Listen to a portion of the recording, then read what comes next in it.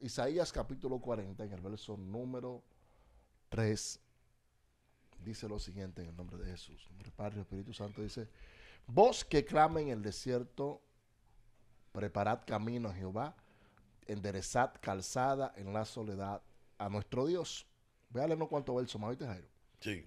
El verso 4 dice: todo valle sea alzado y váyase todo monte y collado, y lo torcido se enderece y lo áspero se allane.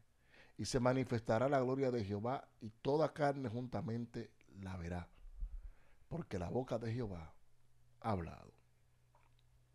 ¿Qué relación tiene esta palabra profética que dice Isaías con Juan? Bien, el Evangelio según San Mateo, que es, yo pienso que el Evangelio de Mateo debe ser revisado, porque el autor o los autores del Evangelio de Mateo dejaron muchos problemas sin resolver. Es el Evangelio que quizás, junto con el Evangelio de Juan, más problemas le han dejado a la iglesia.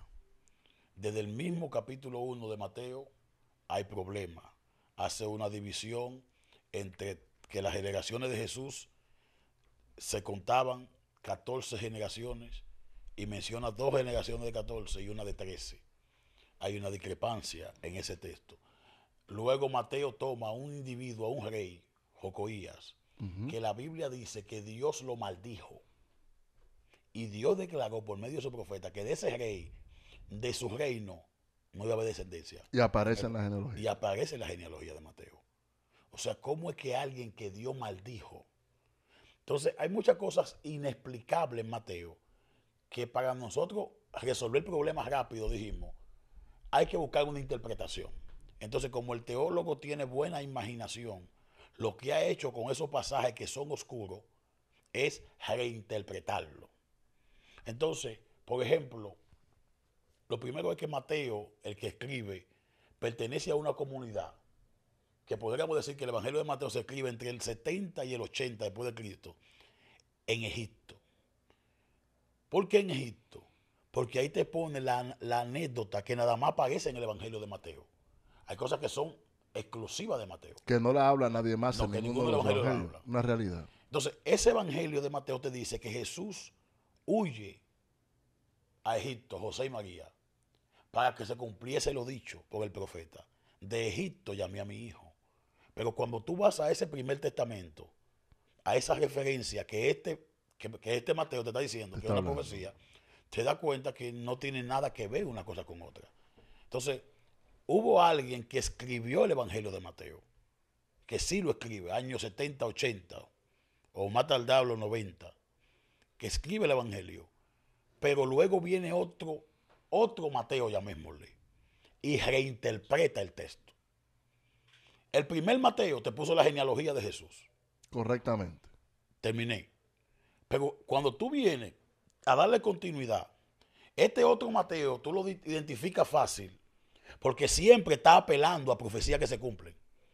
O sea, en este evangelio, cuando tú lo estudias, haces un análisis, lo amplía, te das cuenta que hay alguien que interviene después de la escritura y lo que viene con una fiebre a todo lo que él va a decir para que se cumpla, en eso se cumplió la profecía.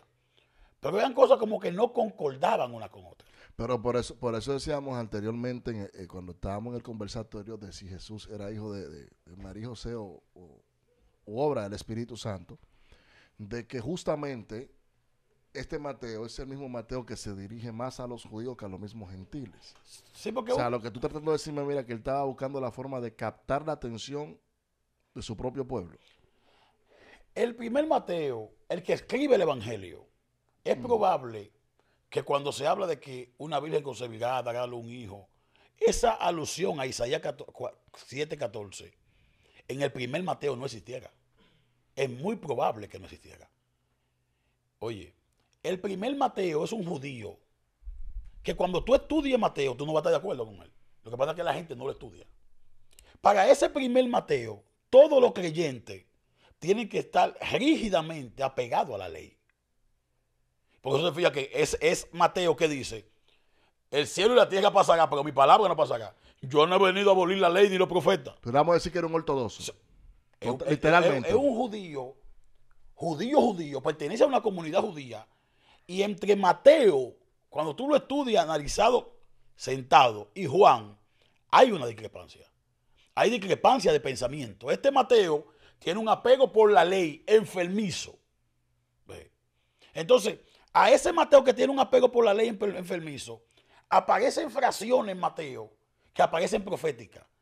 Y hay una enfermedad en este que está añadiendo parte al texto de que todo lo que este tipo dice es profético. O sea, y vino Herodes y censó el pueblo. Ok, censó el pueblo. Normal. Empezaron a matar a los niños. A los niños. Normal. Prácticamente lo mismo que pasó con Moisés. Esa historia ya la vimos en el libro de Génesis. Éxodo. De Éxodo. Pero cuando consultamos los análisis, los libros de historia de Roma, ese censo no aparece. Oye, ese censo no aparece. Es un censo desconocido. Ok. José y María huyen a Egipto. Pero de una vez lo conecta con una profecía. O sea, aparte de que hay un censo que no aparece en ningún libro histórico, de una vez te dice que Jesús fue llevado a Egipto para que se cumpla la profecía de Egipto, llamé a mi hijo. Pero cuando tú vas al libro, al texto del Antiguo Testamento, eso no tiene una correlación. No había un sentido, una conexión mesiánica. Por ejemplo, Isaías capítulo 7, verso 14, el texto que discutimos. No hay una conexión entre el Mesías y esa profecía. El profeta Isaías habló en tiempo presente y da una palabra dentro de un contexto, de un reinado. Y una palabra que se cumplió en su tiempo. Ahora, este que va a añadir en Mateo, interpreta que eso que se dijo allá en Isaías, se apela a este texto de aquí adelante. Entonces la gente, tú le tratas de explicar la cosa y la gente, en vez de sentarse y analizar, la gente toma una vaga de juzgar y no investiga nada. Isaías capítulo 40, que hay algo importante aquí también, Pastor Gullón, que hay que decir.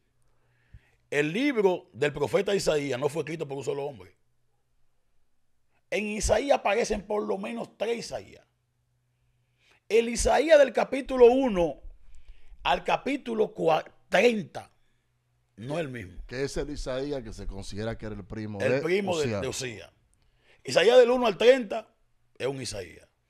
Isaías del 30 al 40 cambia el lenguaje. Literal. Y incluso en los textos griegos antiguos que aparecen, cuando se consultan los manuales hebreos, manuales hebreos antiguos, hay diferencia en el texto mismo. O sea que hay un Isaías para el capítulo 1 al 30, otro Isaías del 30 al 40, y del 40 al 60 hay otro Isaías. Que tú te fijas que son 3 personalidades totalmente diferentes. Este Isaías dice, en el capítulo 40, una visión mesiánica. Este Isaías es muy probable que escribiera después de la destrucción del templo. Yo sitúo a este Isaías en los tiempos de Esdras. El primer Isaías pertenece al reinado, todavía Israel no había sido deportado. ¿Y no sería que él iba transicionando? No, porque cuando tú ves el contexto y el lenguaje, no hay forma de que viva vivo. O sea, estamos hablando de 3 periodos como de 280 años, entre los 3 periodos, que son diferentes. Entonces, el idioma de ese Isaías 40 es el idioma, ese lenguaje y la forma de explicar la profecía del periodo de Esdras. Ya cuando se ha reconstruido por Nehemías las murallas, ya cuando Esdras encuentra el libro de la ley, están purificando, ya empiezan a nacer los sentimientos mesiánicos. A nacer. Porque se le llama el profeta mesiánico. Profeta mesiánico, o sea, evangelístico. Sí, ¿sabes por qué? Porque la gente piensa que todos los judíos de toda la época estaban esperando un Mesías. No. Es en esa época cuando Israel, el reino del norte, se lo llevaron cautivo en el 722, los asirios. Las 10 tribus del norte perdidas. Y el reino del sur, Benjamín y Judá, fueron llevados cautivos por Babilonia. Cuando Israel pierde el templo, que siente que pierde el respaldo de Dios. Entonces, en ese contexto histórico, siendo oprimido por una nación extranjera, nace un sentimiento mesiánico de que así como Dios levantó a un Moisés, Dios levantaría a un Mesías. Oye, como Dios levantó a un Moisés, oye el perfil que era que se tenía. O sea, no es que yo estoy pensando que Dios va a venir para la tierra. Es que Dios va a levantar un libertador, como levantó a Moisés en su momento, como levantó a Josué en su momento, que eran los ungidos de Dios, para que liberara al pueblo. Eso es lo que se entendía. ¿Qué sucede? Este Isaías puntualmente te da una profecía que se cumplió en Juan. Y dice que viene una voz que clama en el desierto: prepare el camino del Señor. O sea, antes de que llegara la era mesiánica, iba a venir una voz en el desierto, un Dabal, el término hebreo que utiliza Dabal, el Dabal del desierto. Y es un juego de palabras, porque en hebreo desierto es de Barín. ¿Entiendes? Entonces, un Dabal en el desierto. ¿Qué sucede con eso? Hay algo muy importante. Y es que Juan el Bautista no solamente se habla ahí, sino que también se habla cuando dice que antes de que llegue el Señor enviaría a Elías. O sea, el pueblo de Israel está esperando, antes de que llegue la era mesiánica, que llegue Elías. El Elías que había de venir. Que el Elías, por eso dice que el espíritu de Elías posaba en Juan. Otros, por ejemplo, cuando a Jesús lo cuestionan, ¿y Elías dónde está? Él dice, pero Elías ya vino. Porque Juan es prácticamente Elías. ¿Qué sucede con eso? Juan, viene una palabra profética para Juan. Compartan la transmisión, vamos a parar este tema. Porque esto Sí, para, sí, para tiene que nosotros compartan la transmisión. Juan, no hay un personaje de la Biblia que haya sido más irrespetado que Juan el Bautista. Y su mensaje no era nada común. O sea, ese tiempo. Imagínate este escenario. Estamos esperando que llegue un libertador. Se han levantado de una comunidad de judíos de Galilea muchas personas revolucionarias. Se levantó un tipo llamado Teudas el Galileo. Se le levantó Judas el Galileo. La mayoría de revolucionarios que trataron de conquistar la liberación por medio de la espada para Israel surgen de Galilea. Y este muchacho que va a surgir es otro Galileo. Desde el nacimiento de Juan hay algo sospechoso. Por ejemplo, Juan es hijo de un sacerdote. Los sacerdotes tenían que casarse con mujeres de la tribu de Leví. Los levitas. Sacerdotes se casan con levitas. María no pertenece a la tribu de Leví. Eso es verdad. Entonces, ¿cómo es que María, si no pertenece a la tribu de Leví, es prima hermana de Elizabeth? ¿Cómo se da este parentesco? O aquí tenemos dos opciones.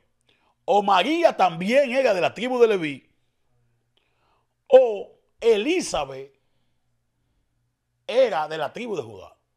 Pero la segunda es menos probable, porque como el papá de Juan el Bautista era sacerdote, era necesario que estuviera casado con una levita para ejercer el sacerdocio. Juan el Bautista, un niño profetizado desde el vientre, algo bien fuerte. Hay una profecía de Isaías que habla de esa voz en el desierto. Juan el Bautista surge con un mensaje revolucionario, como el típico profeta. O sea, Juan el Bautista es un profeta del estirpe de Eliseo, de la estirpe de Elías. Juan el Bautista no es un profeta de la estirpe de Daniel, que se acomodó en el palacio. No es un profeta del estirpe de José, que se quedó en el palacio. No. Juan el Bautista es un profeta revolucionario con un mensaje contrario al sistema que ya estaba establecido. Un sistema totalmente apartado de Dios. Cuando Juan surge con su mensaje, uno de los discípulos de Juan el Bautista era ese niño que tuvo María en el vientre. Juan el Bautista se convirtió en ese profeta que era el referente de Israel. En el momento que Juan el Bautista surge, no había nadie más famoso, ni en Galilea, en todos esos territorios bajos, que Juan el Bautista. La fama de los galileos estaba en los hombros de Juan el Bautista. Nadie había escuchado de Jesús. Nadie. De hecho, Jesús fue un discípulo de Juan el Bautista. Eso sí. Entonces, cuando Jesús acude al bautismo de Juan el Bautista, que es algo que no sé cómo se escapa dentro de los evangelios, y que también esa parte no se quiso quitar de la vida de Jesús, así como se quitó cuando Jesús empezó a seguir a Juan el Bautista, porque se entiende que el que es mayor es el que bautiza al que es menor. Entonces, cuando Jesús viene a bautizarse con Juan el Bautista, ahí se ve la grandeza que tenía Juan. Y no es de que porque era uno, porque Juan fue un anciano, porque acuérdate que ellos eran contemporáneos. Eran contemporáneos, incluso cuando el ángel visita a Elizabeth y visita a María, y María visita a Elizabeth, lo que hay en su vientre se mueve. Ella sabía lo que ella iba a tener. Hay un detalle que yo quería preguntarte, porque mira, en el año 2011, yo estaba estudiando, recuerdo, 11 o 12, ya yo había entrado a estudiar en Christian University. Y una de las cosas que me marcó la atención fue que comencé a leer un libro. Bueno, a mí se me perdieron, tengo que decirlo así, muchos tomos que yo tenía. Y una cosa que yo leí un día que me llamó muchísimo la atención es lo siguiente. Estaba leyendo de un escritor, tengo que buscar eso nuevamente para darte el nombre exactamente de él, donde él decía lo siguiente, que cuando el ángel visita a Zacarías y le da en referencia de María, Zacarías estaba en el templo en el día del incienso. Y él entiende que un sacerdote que estaba casado con una mujer estéril, no escuchaba la voz de Dios según el pensamiento de ellos en ese momento. ¿Qué hay de cierto en esto? Se creía que una persona que era visitado por la eternidad, O sea, Dios estaba lejos de ellos. Oye la pregunta, lo que yo me refiero es que por estar casado con una mujer estéril, el sacerdote no escuchaba la voz de Dios. Se entendía eso. Eso es una parte como, porque sabes que la gente que no tenían hijos eran vistos como personas bajas en la sociedad, esa sociedad judía, y que no contribuían a la multiplicación que el Padre había establecido. Multiplíquese y llene la tierra. O sea, no había cumplido uno de los mandatos directos.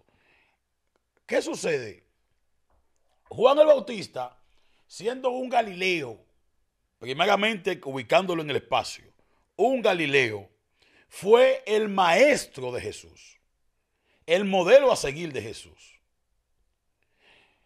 Y te digo algo más fuerte, Juan el Bautista en su momento fue mucho más famoso que Jesús. Claro, y el ministerio de Juan el Bautista tuvo mayor impacto que el ministerio de Jesús. Pero es que, oye, es obvio. Porque, oye, para que la gente se sitúe, porque la gente que perseguía a Juan en su momento no era la gente que perseguía a Jesús. Juan, Jesús no representaba una amenaza para nadie en ese momento. Juan era tan fuerte. Los fariseos iban donde Jesús a cuestionarlo. Hay como un divorcio. Aparentemente, cuando analizamos la vida de Jesús y la vida de Juan el Bautista, vemos que en un momento como que la iglesia, en su afán de elevar a Jesús desmedidamente, entierra a Juan. Separó a Juan de Jesús. Lo enterró. ¿Por qué? Te pregunto. Los fariseos van donde Jesús y van donde Juan. Nunca tuve un fariseo mostrando hacia Juan el Bautista algo que no sea respeto. Respeto. Óigame, Juan el Bautista le decía a los fariseos hasta serpientes y escorpiones, y ellos nunca le dijeron nada. Le decía víbora. Nunca se acercó nadie ante Juan el Bautista, ni a cuestionarlo, como cuestionaba la enseñanza de Jesús, ni a cuestionar lo que él hablaba. Estamos hablando en términos religiosos. Sí, religioso, no. No en términos políticos. No había, porque lo que pasa es que Juan el Bautista era un hombre con un mensaje, pero con señales. Pero señales fuertes. O sea, las señales de Juan el Bautista eran señales contundentes. Y fíjate que hasta el mismo Herodes tenía un respeto sobrenatural por Juan el Bautista. Porque Juan representaba lo sobrenatural. ¿Dónde vive Juan? En un desierto. Y la gente abandona las comodidades de Judea para acudir a bautizarse con Juan en un desierto. ¿Qué pasa con Juan? Juan, su mensaje, su filosofía, su enseñanza cambiaron el mundo judío. ¿Por qué tú dices eso?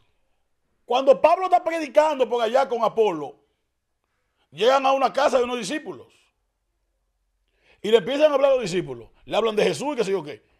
Y cuando también está hablando a los discípulos, dice Pablo, ¿recibían el Espíritu Santo cuando cayeron?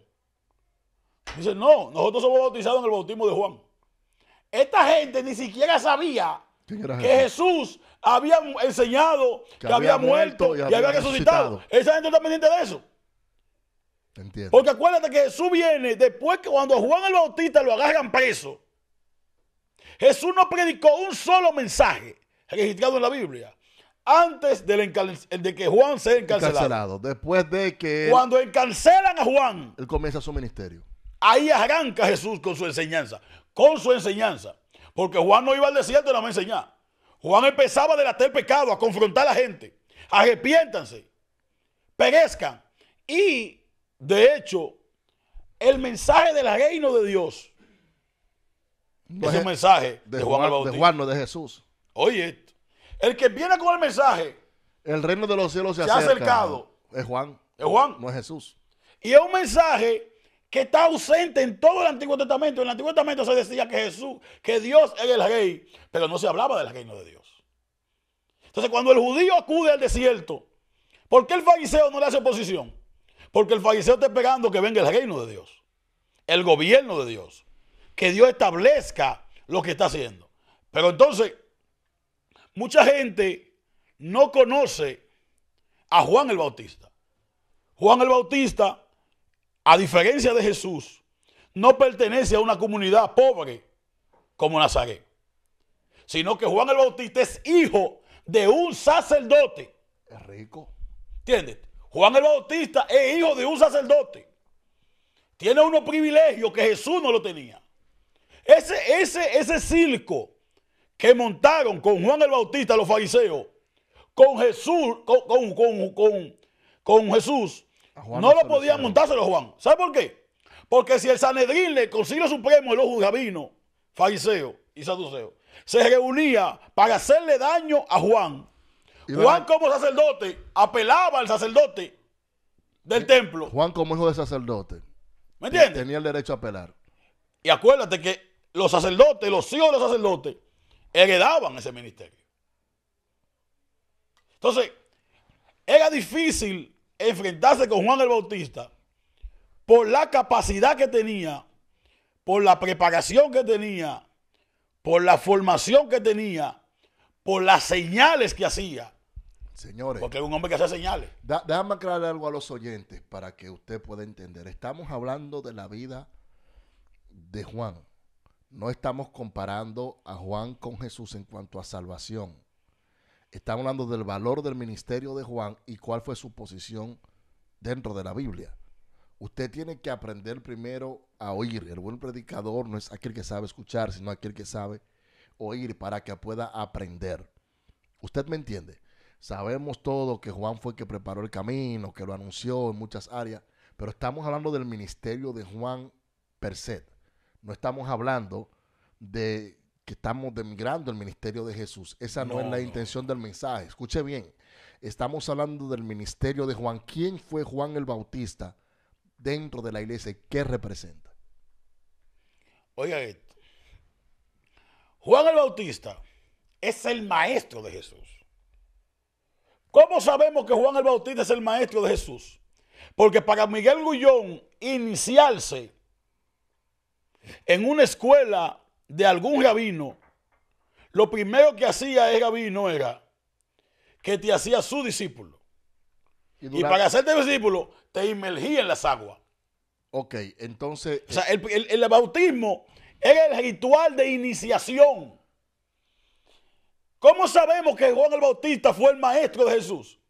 Porque ¿quién bautiza a quién? Juan bautiza a Jesús. Jesús acude a Juan al desierto. No es que Juan está bautizando en Nazaret, la comunidad pobre de Juan. Es que Jesús abandona su comunidad y se va como muchísimos galileos a seguir el mensaje de Juan al desierto. Es muy probable que dentro del ministerio de Juan Jesús viera multiplicación de panes y peces. Es muy probable que durante el ministerio de Juan Jesús viera resurrecciones de muertos. Es muy probable que Jesús viera durante el ministerio de Juan muchísimos milagros que luego él los repitió. ¿Tú sabes por qué yo estoy de acuerdo contigo, Leiner? Oye esto, ¿tú estás escuchando, Leiner? ¿Tú sabes por qué yo estoy de acuerdo contigo? Señores, presten atención a lo que Jairo está enseñando. ¡Wow! Súper interesante. Porque cuando Juan está en la cárcel, que a Juan le llega la noticia de las señales que Jesús está haciendo y Jesús envía a 2 de sus discípulos, lo que Jesús le dice a Juan es, ve y dile que los enfermos son sanados. Ve y dile que los ciegos ven, que los cojos andan y que los muertos son resucitados. Escuche esto. O sea, wow. Yo honestamente, en todos los años que llevo de ministerio, nunca me había puesto a pensar en esto, de verlo de esta manera, como tú lo estás expresando. Y fíjate cómo Juan le manda a preguntar.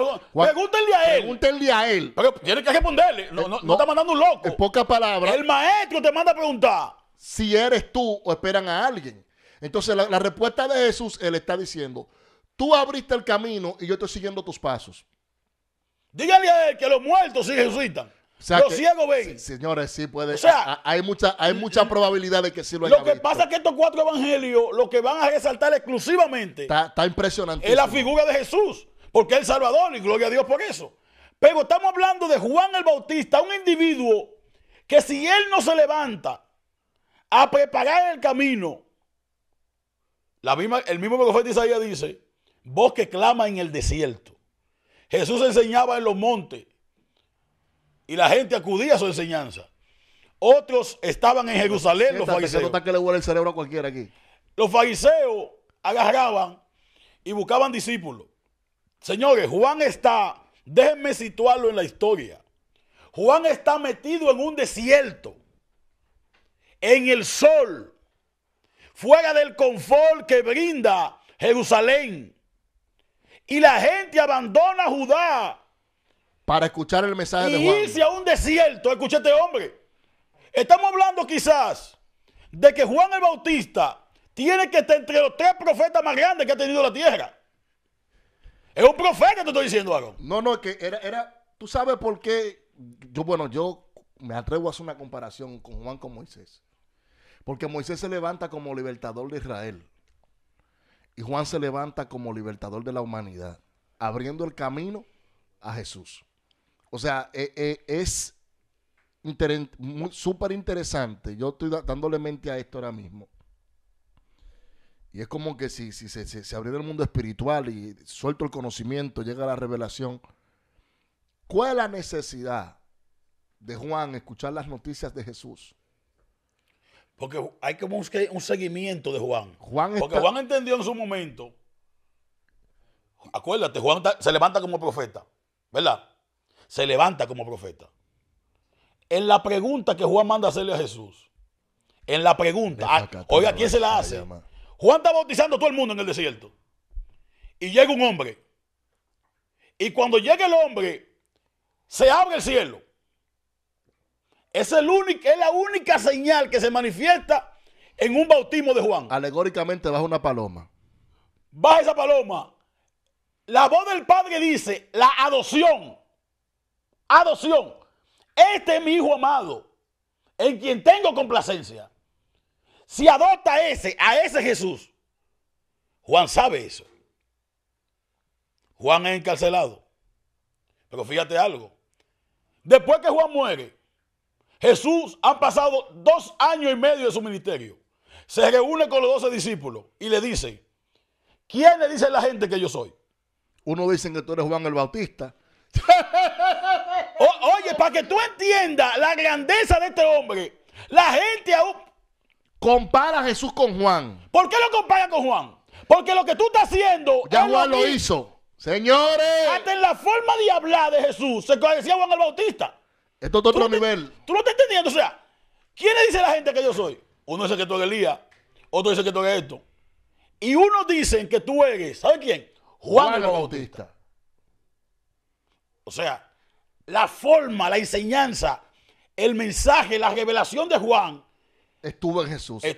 Operó en Jesús. Operó o sea, literal. Lo que pasa es que la gente no se ha puesto a ver en un sentido profético, esa profecía, ese manto profético de Juan.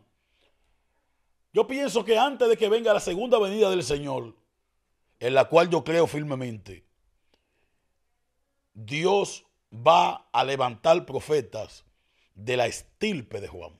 Pero mira qué interesante. Aquí hay dos puntos que quiero que desglosemos y quiero tratarlo contigo. El primero es, durante la estancia de Jesús en su niñez en el templo, de los 12 a 17 años, ahí entendemos que la madre era que lo llevaba al templo para que el niño se preparara, se formara y se educara. Amén. ¿Significa que Jesús tuvo que esperar cumplir los 30 años para poder llegar donde Juan? Jesús sale antes de los 30 años de Juan. Lo que pasa es... De sus 30 años. Sí, Jesús sale antes de los 30 años de Juan. Detrás de Juan. Detrás de Juan. Porque Jesús abandona su comunidad y cae detrás de Juan. O sea, Juan, ahí cuando suelta, como quien dice, la comunidad, la carpintería, el trabajo humano que estaba haciendo laborando. Oye el panorama. Estamos toditos en el desierto. Han pasado 5 años atrás de Juan el Bautista, escuchando su mensaje, escuchando su enseñanza, dándole seguimiento al hombre. ¿Qué tiempo, cercano? ¿Qué tiempo se estimula que, o se piensa que se duraba antes de ser bautizado como discípulo? Era un tiempo que ellos lo estimulaban entre 1 o 2 años. Eso variaba dependiendo como la escuela. Y la capacidad también. Y la capacidad del alumno. Del alumno. Pero que Juan vio en Jesús a alguien cercano. ¿Por qué Juan vio a Jesús a alguien cercano? Porque de tantas miles de personas que Juan bautizó. El único que se le abre el cielo es Jesús. Y que Juan tenía conciencia de Jesús. No, ya él sabía. Fíjate algo. Cuando Juan el Bautista está enseñando, está predicando, Jesús está ahí. Luego va a iniciar su ministerio cuando a Juan lo agarran preso. ¿Sabe qué pasó cuando Juan lo agarran preso? Muchos de los discípulos de Juan el Bautista empezaron a seguir a Jesús. La mayoría. Eso significa... ¿Hubieron discípulos de Jesús que estuvieron con Juan? Entonces, cuando Jesús viene, empieza a enseñar su enseñanza y hasta le reclama a la gente. ¿Cuántos discípulos de Juan trabajaron con Jesús y quiénes fueron? Trabajaron más de 4. ¿Cuáles fueron? Mira, Pedro. Escuche esto. Oiga, Pedro se entiende que era uno de los discípulos de Juan. Su hermano. Juan era un discípulo de Juan. De ese ministerio. Jacobo, oye, el mismo hermano del Señor.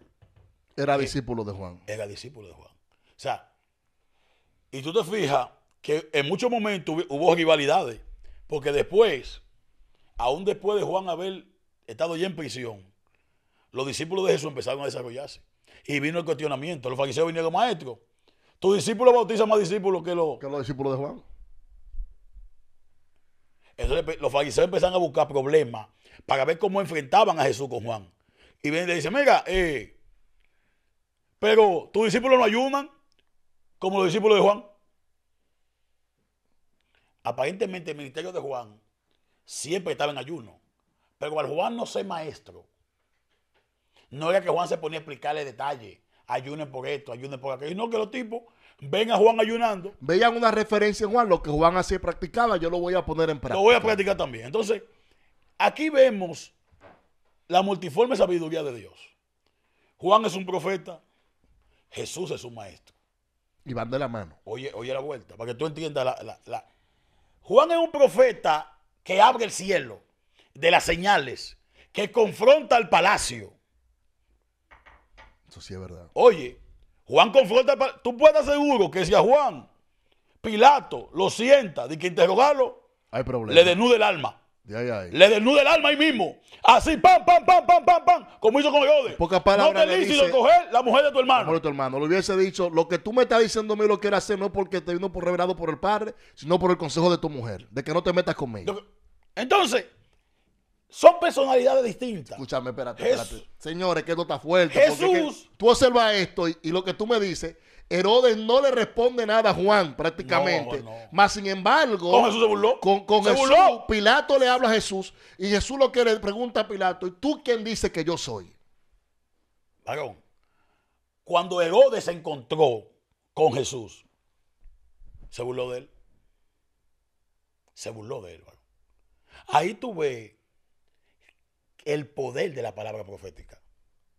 Juan logró que el imperio le cogiera miedo. ¿Tú puedes creer eso? O sea, Herodes le tenía miedo a la palabra de Juan. Más sin embargo, se entiende que cuando Herodes se encuentra con Jesús, manda a buscar mujeres, hace una orgía, celebra con ellas y hace todo frente a los ojos de Jesús. Y delante de los ojos de Juan no lo hizo. Entonces, hay ese modelo que Juan deja, que es la grandeza de nosotros.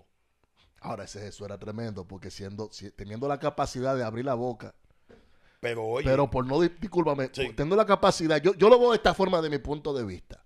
Jesús se queda callado ante la mofación que hace Herodes hacia él. Yo entiendo quizás, Jairo, por respeto a la autoridad que en un momento tuvo Juan. Porque si Jesús abre la boca también y declara una palabra sobre Herodes, en ese momento, un juicio vendría sobre él.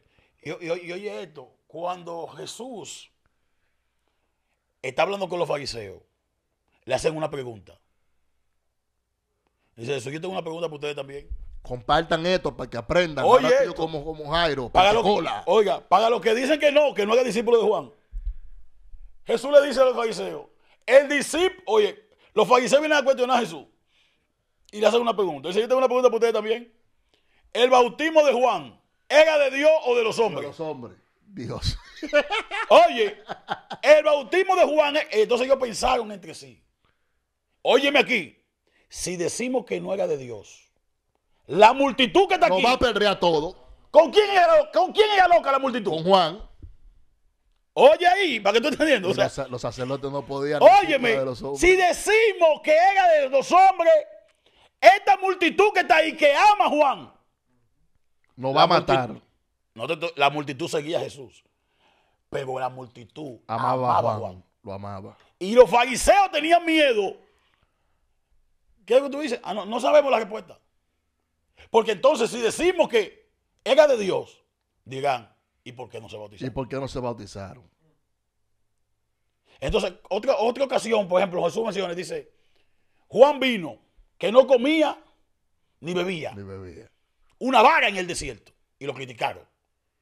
Ahí tú ves el impacto de Juan. O sea, es un individuo, Jesús se va a sentar, se va a beber vino. Come pan.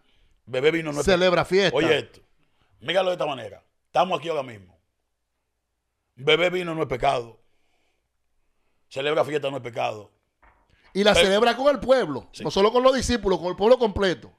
Pero nosotros sabemos algo. Si alguien logra consagrarse a Dios de tal nivel que no le sea necesario el vino, yo no puedo decir que esté más cerca de Dios que él. No, es imposible. Oye el asunto. Juan se consagró totalmente. O sea, la vida de Juan, cero vino, cero comedera con gente. Ni que Juan visitó a fulano. No, ese no era Juan. Solo. Juan está en el desierto. Y hay que venir donde mí. Y busca entonces langosta silvestre y se alimenta con ella. No depende de nadie.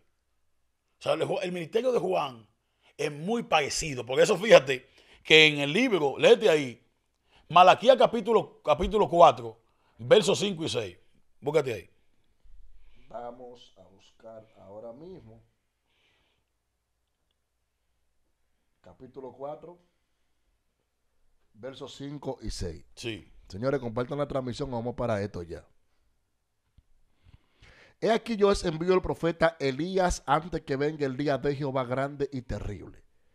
Él hará volver el corazón de los padres hacia los hijos y el corazón de los hijos hacia los padres. No sea que yo venga y hiera la tierra con maldición. Sí. ¿Sigo leyendo? Sí.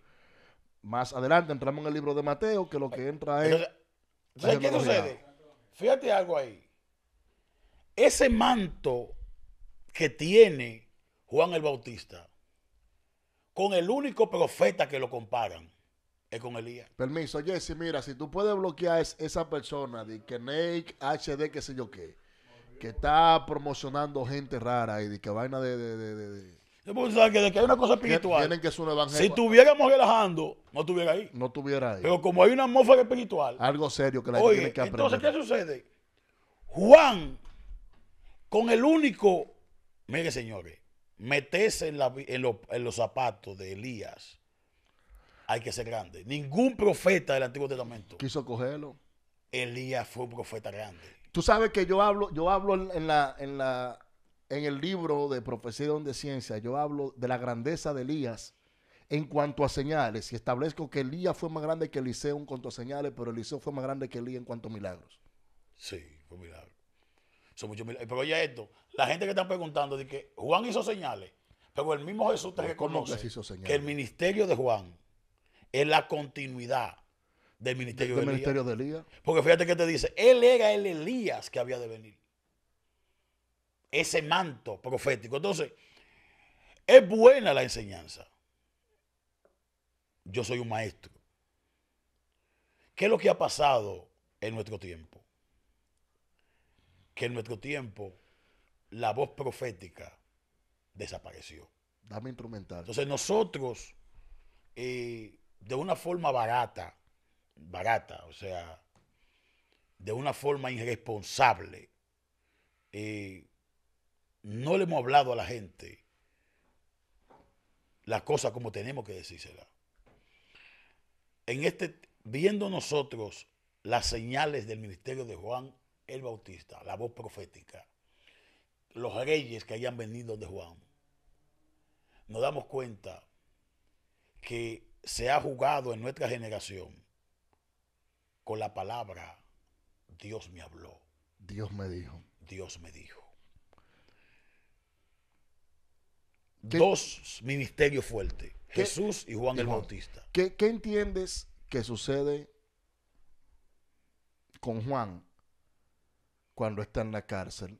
Que el mismo Juan que lo acepta, lo recibe y ve la señal de los cielos abrirse a favor de Jesús. Luego es el mismo Juan que estando en la cárcel lo cuestiona, le manda a cuestionar, le pregunta, es una interrogación. Sí. Pregúntale que si es él o yo espero a otro. Yo creo en mi percepción personal como ser humano, yo entiendo que el momento de turbación visitó a Juan en la cárcel. Pasa que Juan ya sabe, cuando Juan manda a preguntarle a Jesús, ya no es solo por él, es la entrega de una escuela de pensamiento, es la culminación de su vida. Lo que él está diciendo, o sea, Juan es un mensaje de despedida. Me puedo ir en paz. Porque puede ser que Juan lo crea. Porque el que escucha la voz en el bautismo es Juan. Es Juan, no es nadie más. Entonces el mismo que escucha las señales que él está haciendo, sabe que es discípulo de él, pero es el mismo que pregunta en un momento dado, ¿será que... espérate, Jairo, espérate, que a mí se me está abriendo el pensamiento aquí bien alto. ¿Será que en su momento Juan dijo, o me despido o debo de esperar a otro? Porque también hay que entender... en la respuesta de Jesús estaba Juan saber si de ahí moría o vivía. O Dios lo sacaba para afuera. O Dios lo sacaba para afuera. Porque vemos a Juan que pregunta, el mismo que ve las señales, el mismo que dice, mira, yo estoy esperando a otro, tengo la esperanza de seguir viviendo o aquí culminó mi carrera ministerial. Y que también, oye, ¿qué pasa? Es muy probable que durante ese tiempo de cárcel, porque ok, Juan escuchó la voz en el desierto, pero Juan puede pensar que Jesús es otro profeta más. Juan incluso pudo haber pensado que el Mesías era él. Ese pensamiento pudo haber estado en su mente. No lo dudo. Con todas las señales que él hizo. Que él vio. Y el corazón del pueblo hacia él. El mensaje de esperanza. El reino de Dios acercado. O sea. El juicio declarado sin que nadie le refute. Sin que nadie le refute. El mensaje de Juan no era antes de la cárcel. De estar esperando a nadie. Ahora ya cuando esté en la cárcel. Puede ser que Dios permitió que Juan llegue a la cárcel. Y que no lo mataran de una vez. Para en ese espacio dejarle saber, revelarle a Juan, tú no eres el Mesías, tú no eres el hombre. Entonces ahí Juan ya cuando toma conciencia dijo, wow, no soy yo. O sea, yo revelarle a Juan, Juan, te muere. Entonces ya cuando Dios le va el fuetazo, Juan, terminó tu ministerio. O sea, tú mueres aquí, busque a mi discípulo, pregúntenle a él. No manda a nadie más, sino su gente de confianza. Dice, pregúntenle a él. Si es él. Si él es el hombre. Porque yo no soy. O sea, es el momento de Juan abrirle el corazón a su discípulo, porque acuérdate que Juan está preso, pero los discípulos de Juan siguen enseñando. Y los discípulos de Juan andaban aparte de Jesús. Un grupo se fue con Jesús, pero una multitud muy grande no se fue con Jesús. Se quedó aparte. Se quedó con Juan. Prácticamente un exilio. Juan en la cárcel y ellos afuera. Haciendo, y por eso se habla de los discípulos de Juan, los discípulos de Cristo más adelante y de los fariseos. Que los discípulos de Juan siguieron predicándole a más gente, anunciándole a mucha gente el reino de Dios acercado. Jesús fue, por eso fueron donde Jesús le preguntaron, hay gente que está predicando, déjenlo quieto. El que no es conmigo contra mí es. Contra mí es, porque son dos bandos distintos. Ya cuando Juan está preso, pues ya culminando Juan su ministerio, llega y se encierra en lo que ha caído en la cárcel. Y aquí Juan, Dios les revela ya finalmente que él no es el hombre. Entonces, para esto se necesita grandeza. ¿Para qué se necesita grandeza? Se necesita grandeza. Para reconocer. Oye esto. Porque imagínate tú esto. Dios mío. Oye qué locura. Hermano. Oye qué locura. Tú agarras e inviertes 4 años de tu vida en este templo. Wow. Te faja. Construye todo. Y al final, dice el padre, mira, unge a Leiner como pastor y vete. Oye la vuelta.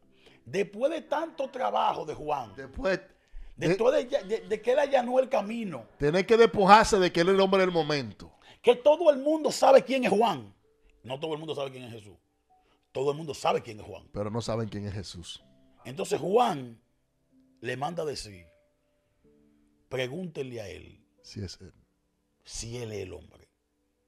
O si esperamos a otro. Ya, es un acto. Yo veo a Juan ahí despidiéndose con sus discípulos.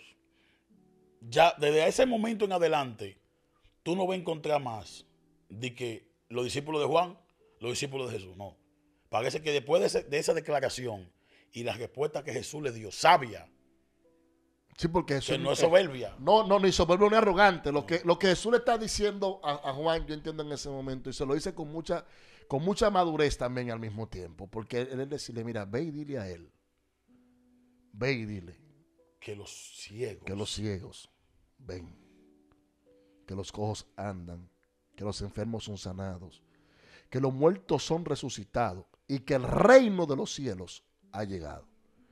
Es como dejarle saber a Juan, tú no eres quien tú pensabas que tú eres, pero puedes irte en paz, porque tu legado no se termina. Pero la grandeza de Juan en aceptarlo, yo entiendo, Jairo, que es lo que hoy en día le hace falta a mucha gente. Sí, porque decir, yo soy el hombre del momento, y se le hace difícil decirle a alguien que estuvo a su lado, ve y pregúntale a un discípulo mío, a uno que salió de mi escuela, si él va a ser el hombre del momento, o si él es el hombre del momento de aquí en adelante, o seré yo. Por eso, cuando tú ves esto aquí, la voz de Dios, Yo pienso que los gentiles, en ese sentido, se ha fallado mucho porque, wow, qué difícil es para la gente entender que Dios no habla todos los días. Y ahora que tú hablas de eso, mira, dice esta persona, quiero tomar un minuto, discúlpame, dice Francisco Jiménez. No creo que Juan haya pensado eso, porque cuando Jesús se va a bautizar, Juan quiere que Jesús lo bautice. Y entonces Jesús le dice que no se tiene que cumplir, que se tiene que cumplir la profecía. Entiendan lo siguiente. Juan tiene que hacer eso, porque Juan vio la señal de que el Padre le estaba hablando. Porque Jesús en ningún momento... Algo vio Juan previo. O sea, por eso porque la gente piensa que llego. La gente cree que fue de que después que Juan lo bautizó, vino la voz. No. Cuando Juan vio los movimientos en los aires y vio que la cosa se abrió. En los cielos, dijo, espérate. Dijo, no, pero espérate. O sea, no es el hombre que estuvo quizás conmigo un tiempo al lado mío. Ahora me fue revelado quién es él. No fue en el mismo momento la primera vez que lo vio que le fue revelado. Fue con el tiempo que le fue revelado quién era Jesús. Cuando llegó el momento de bautizarlo. Entonces, en ese momento, Juan le dice a él, obviamente, no es porque tú seas Jesús mi discípulo, sino porque ya el Padre me habló de ti. Ya los cielos hablaron y dieron testimonio de ti. Mira la diferencia que es a que alguien quiera presentarse a sí mismo diciendo, yo soy un ungido de Dios, a que el cielo hable de esa persona. Escucha esto. Se autoproclame. Mira, se autoproclame. Mira la diferencia que hay entre que tú camines entre la gente sabiendo el llamado que tú tienes, tú quieres anunciarte, de que tú tienes un ministerio, de que Dios te cogió, de que Dios te llamó, a que Dios hable de ti. Porque ya Juan sabía de Jesús. Sin embargo, algo interesante es que Juan no resiste la transición. No, se está tranquilo. O sea, es tan difícil tú ver que Dios utilice a otro en otra área que no te utiliza a ti. Es tan difícil tú aceptar la voz de Dios. Hoy le queremos llevar la voz profética a la gente, a los eventos. La gente venga a un evento a escuchar a estos 5 profetas que tienen una palabra profética casi siempre dirigida a lo material. No hay una voz profética de confrontación. No hay un Juan el Bautista que se levante en medio de este desierto que está el mundo hoy. Señores, estamos hablando de que probablemente nos encontremos ante la mayor crisis de espiritualidad genuina dentro de la iglesia. Hoy en día. O sea, nunca ha habido un momento de la historia de la iglesia donde tanta gente ha creído que Dios le habla siendo falso. Como hasta ahora, eso es verdad. No. En esta generación, es la generación donde más gente cree que Dios le está que hablando. Dios le habla sin Dios hablarle. Tú sabes que yo he llegado al punto de pensar que hay personas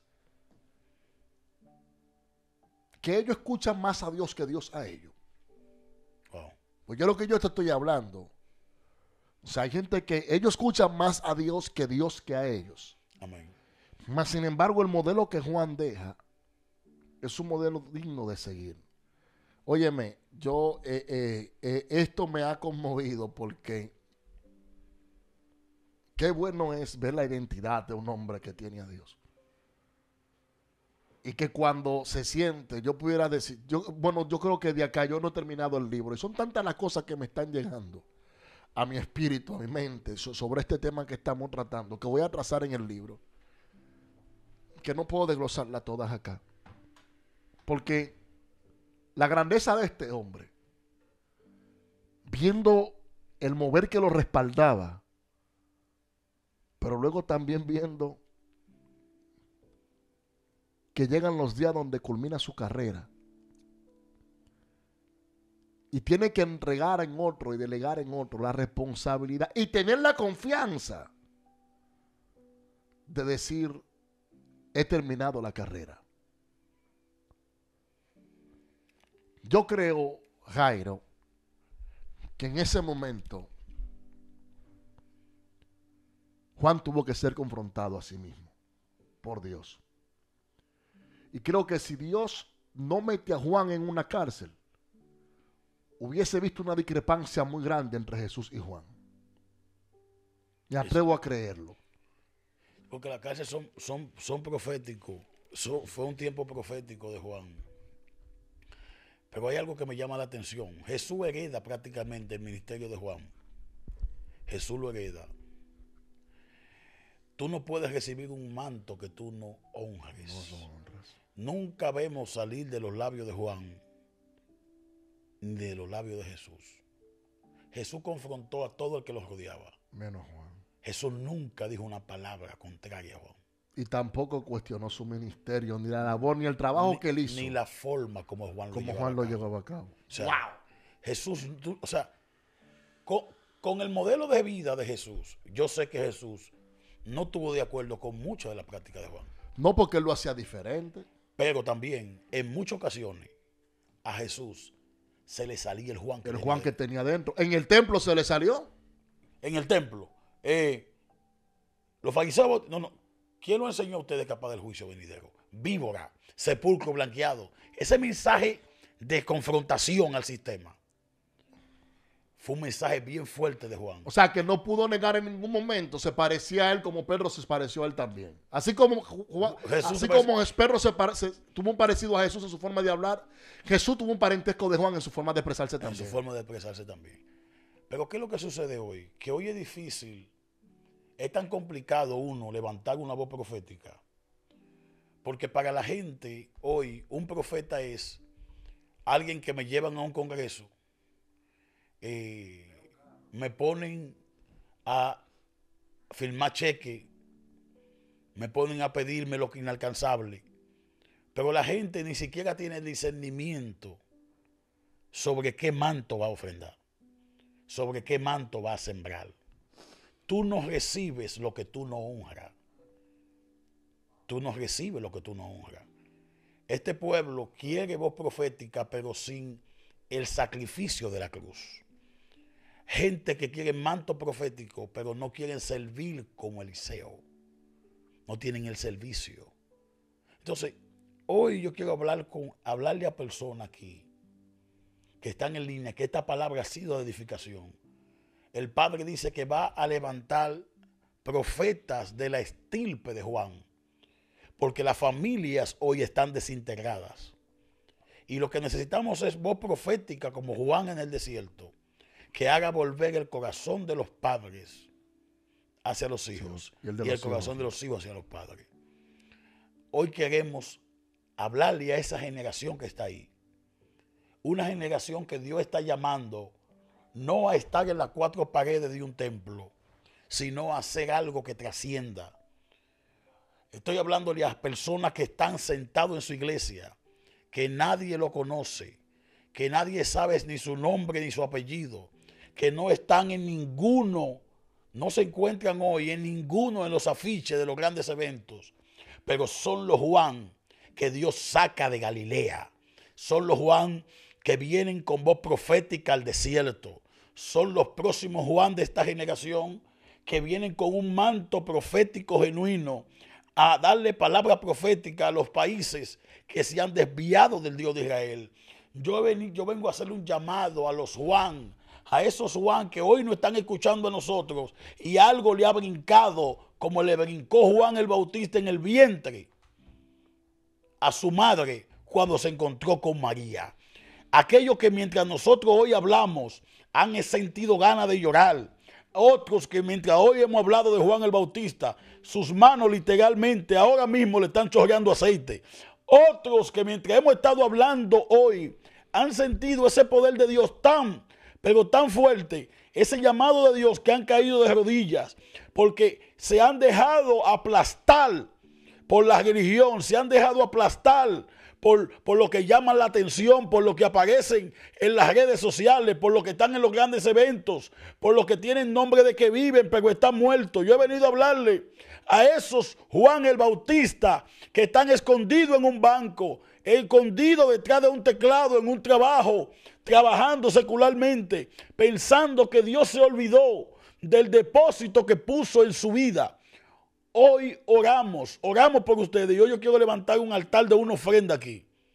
Quiero levantar un altar de una ofrenda hoy Porque nosotros vamos a hacer un evento de activación, una activación profética. Quiero hacer una activación profética bajo ese manto de Juan. Deberíamos tomarnos nosotros un viernes este mes o el que viene al principio, aunque la iglesia no esté abierta, de precalentamiento y hacer una actividad de impartición aquí en la iglesia. Amén. Yo creo en Abierta para y sentarnos en un diálogo y que la gente nos pregunte, nosotros responderle. Porque yo creo, Jairo, que este mover de Dios, esta palabra, te deja saber a mucha gente. El lugar donde tú estés, y yo hablo en el libro sobre la cobertura. Si la persona con la que tú aprendes, el lugar donde tú recibes es el lugar que tú honras. Entonces, este lugar, esta cabina, más que un programa de ser en broma, la parte seria es lo más importante. Amén. Del aprendizaje. Nosotros, ¿te recuerdas que hablamos de que vamos a separar los tiempos para nosotros educar la iglesia? Y esto que se ha hablado aquí, yo no lo he visto en ningún pastor desglosar esto que nosotros hemos estado dialogando acá sobre la vida de Juan, como la vida de muchos ministerios. Hay un profeta en la Biblia, Jairo, que nadie lo menciona prácticamente. Semaías. Amén. Un profeta de patio. Yo hablo de ese hombre en el libro. Y era un profeta que hablaba a la gente con seguridad. Y la gente no sabe ni siquiera quién es. Los predicadores hoy en día no saben a quién se parecen. Amén. Te tiene que tener una línea, alguien que fue de intrusión para ti en Dios, que tú dijiste, este es mi modelo a seguir, yo quiero ser como este hombre, pero en cuanto a las buenas obras que hacen el evangelio, a los buenos frutos que da espiritualmente. Y vemos a un Jesús que honra lo que Juan hizo en un sentido espiritual. Amén. Sus palabras eran específicas. No era un hombre que estaba inventando, sabía quién él era, sabía cuál era su propósito en la tierra, pero un modelo que seguir. Y aún, óyeme, y aún viendo a Juan en su peor momento, en su peor circunstancia, nunca, pero nunca se levantó en su contra. No importa cómo se vea el hombre, y lo voy a poner de esta forma, lo voy a plantear de esta forma, que en un momento dado Dios usó para abrir el camino tuyo. Mañana, aunque tú lo veas en el piso, lo veas, te voy a hablar claro, lo veas que cometas un error en una barra, donde tú lo veas, lo encuentres. Recuerde que ese fue el Juan que te instruyó. Jesús vio a Juan en la cárcel. Y Jesús nunca le dijo a los discípulos, pero ¿cómo este carcelario me va a venir a mí a hablar ahora? Pues tú no ves que él está preso por estar profetizando lo que él dijo. ¿Qué llevó a Juan a una cárcel? Profetizando. La profecía. ¿Qué lo llevó a Juan a una cárcel? La profecía. Y el hombre y la mujer que quiere un ministerio genuino en Dios tiene que entender de que la responsabilidad que tiene encima te va a traer consecuencias. Ahora, tú tienes que estar preparado para aguantar lo que te viene. Sí, porque después de una palabra profética, lo que tú esperas es que gloria y reconocimiento. Lo que le tocó a Juan fue una cárcel. De ahí a ahí, y no hubo retroceso, tuvo que aguantar su cárcel y estar tranquilo ahí adentro y ver a otro fluir. Pero no vemos a un Jesús que refuta contra el apresamiento de Juan. No vemos a un Jesús que critica a Juan porque está en una cárcel. Amén. Sino que vemos a un Jesús que continúa hacia adelante y sigue honrando lo de Juan porque en ningún momento le falta el respeto. Mas sin embargo, hoy en día tenemos personas que un día un ministro, escuche lo que le estoy diciendo, o un ministerio fue el que Dios usó para bendecir su vida, para sacarlo de una depresión, para sanarle un hijo, para libertar su familia. Y como vieron que ese hombre cometió un error, son los primeros que lo están criticando. Ahora se te olvidó algo. Que lo que tú hoy en día estás criticando porque tú entiendes que cometió un error, fue lo que tú un día honraste y esa honra te va a perseguir por el resto de tu vida. Amén. Porque luego de que vemos a un Jesús glorioso en la calle, vemos a un Jesús detrás de una reja. Antes él llevaba una cruz. Escucha lo que estoy enseñando. No solamente heredó las señales de Juan, oye esto, Leiner, sino que también le tocó heredar la cárcel. Señores, pero tuvo con Pilato. La consecuencia de una palabra profética. Entonces hay gente que quiere lo bueno del... ¿Qué quiere dar el tiempo de gloria? Quiere el tiempo de gloria, pero no quiere pasar por donde pasó el hombre de Dios. Hello. Y en este camino tú vas a tener que aguantar palos y palos y palos y palos. Vas a reír, vas a sonreír. Pero también te va a tocar heredar lo que ese hombre en un momento dado tuvo que heredar. Porque el Juan que estuvo bendecido, que fue halagado por el pueblo, termina en una cárcel y luego decapitado. El Cristo que estuvo bendecido, el Jesús que estuvo bendecido, que fue halagado por el pueblo en un momento y perseguido por otro lado, también en su momento terminó encarcelado. Pastor, ¿dónde quiere llevarme? No te levantes nunca contra ese hombre que te dio una palabra que te devolvió la vida y te alimentó espiritualmente. Vea lo que veas, mejor guardar silencio. Yo creo que Jesús tenía derecho a cuestionar a Juan. Amén. Oíste, yo pienso que sí, Jairo, que Jesús tenía derecho en un momento a cuestionar a Juan. Pero nunca lo hizo. Pero nunca lo hizo. Nunca se subió y entendió siempre cuál era su lugar. Un ministro genuino sabe cuando él es el 2 y cuando pasa a ser el 1.